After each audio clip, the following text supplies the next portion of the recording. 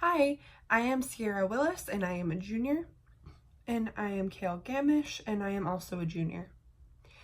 We are going to explain our experience connected with the hashtag why I read, write, and sign. I'll go first. Be patient with me. So, I was born hearing, but as a baby had a high fever which caused me to have hearing loss. At that time, I only had one way to communicate with my family, and my mom did not realize that I was deaf until I was about 3 years old. And I had had hearing loss from the time I was 8 months old until I was almost 3.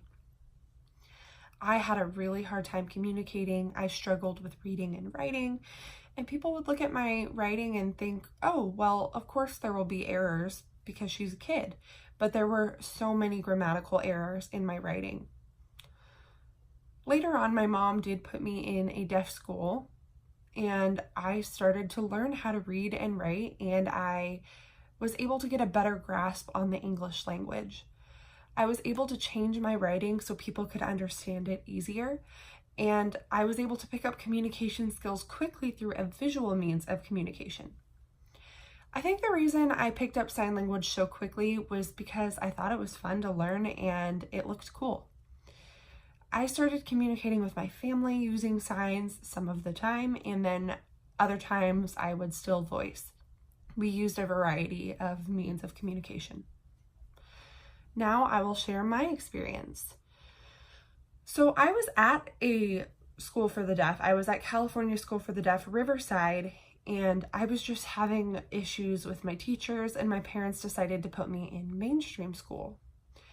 I ended up having more problems at the mainstream school than I did at CSDR because I was really lonely and I didn't have a group of friends to hang out and socialize with.